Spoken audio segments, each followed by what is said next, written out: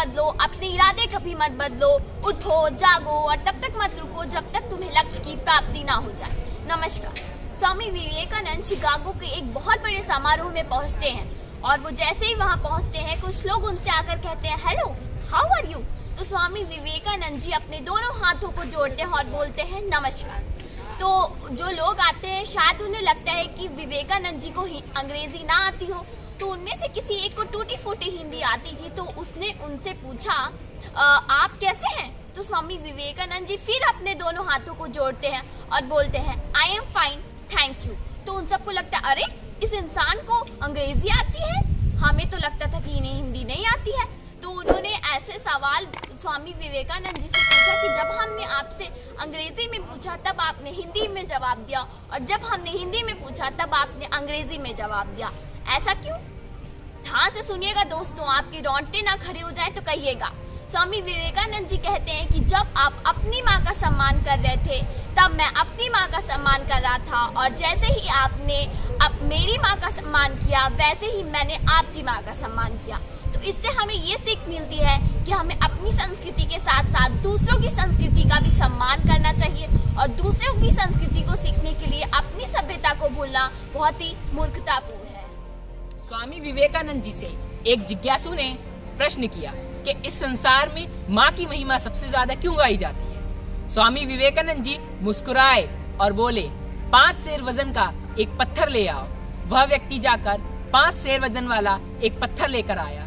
स्वामी जी ने उस व्यक्ति से कहा, इस पत्थर को एक कपड़े में लपेटकर अपने पेट से बांध दो और 24 घंटे बाद आना, तब मैं तुम्हारे प्रश्न का उत्तर दूंगा।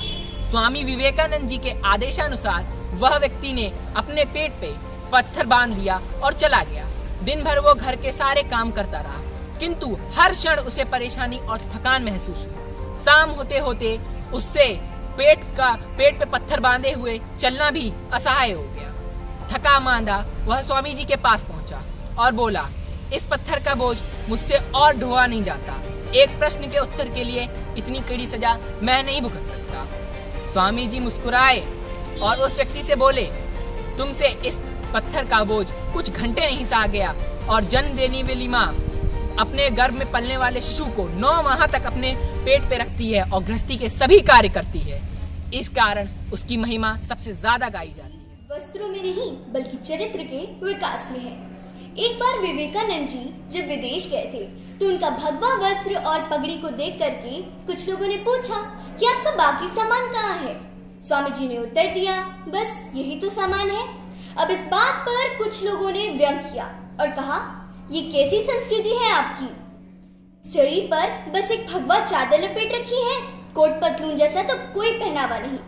इस बात पर विवेकानंद जी मुस्कुराए और बहुत ही खूब उत्तर दिए कि हमारी संस्कृति आपकी संस्कृति से भिन्न है। आपकी संस्कृति का निर्माण आपके दर्जी करते हैं, और वहीं हमारी संस्कृति का निर्माण हमारा चरित्र करता है। संस्कृति वस्त्रों में नहीं बल्कि चरित्र के विकास में है। इस बात से हमें ये सीख मिलती है कि हमें भी अपने बाहरी वस्त्रों से नहीं बल्कि अपने चरित्र से व्यक्तित्व को निखारना चाहिए। स्वामी विवेकानंद उन दिनों विदेश की यात्रा की तैयारी कर रहे थे, तो वह अपने माँ के घर जाते हैं अनुमति लेने के लिए, और उनकी माँ वहाँ सब्जियाँ साफ कर रही होती है। तो वह अपनी माँ से कहते हैं कि माँ, मैं आदेश लेने आया हूँ और अपने गुरुदेव का संदेश को पूरी दुनिया में फैलाने के लिए विदेश जा रहा हूँ। तो उनकी माँ कहती हैं कि अच्छा, वो चाकू तो इधर देना। फिर वो चाकू उठाते हैं और धार वाला हिस्सा खुद पकड़कर हाथे वाला हिस्सा माँ की ओर बढ़ाते हैं। फिर उनकी माँ कहती हैं कि तुम्हारी सोच ऐसी है कि तुम कठिनाइयों को अपने हिस्से में रखते हो और सुविधा सहूलियत दूसरों के खाते में देते हो, और इसलिए तुम जरूर जाओ और तुम सफल जरूर हो। स्वामी विवेकानंद मेरे जीवन आदर्श है। एक बार एक मूर्तिकार मूर्ति बना रहा था। स्वामी जी ने उससे पूछा कि तुम ये बिना देखे मूर्ति कैसे बना रहे हो? उस व्यक्ति ने जवाब दिया कि मूर्ति मेरे दिमाग में है और कुछ देर बाद मैं उसे मिट्टी में उकेर दूंगा। स्वामी जी ने उसी दिन से ये बात दृढ़ निश्चय कर ली कि हम जैसा सोचते हैं वैसे ही हो जाते हैं। बच्चों के अंदर इन्हीं नैतिक मूल्यों को रंगों के साथ प्रतिस्थापित करने की मेरी हमेशा कोशिश रहती है। और केंद्रीय विद्यालय न्यू कैन प्रयागराज से मैं अंजलि केसरी बतौर कला शिक्षिका आपके सामने इस तरह की प्रस्तुति लेती हूँ। हमेशा आगे भी उपस्थित होती रहूँ।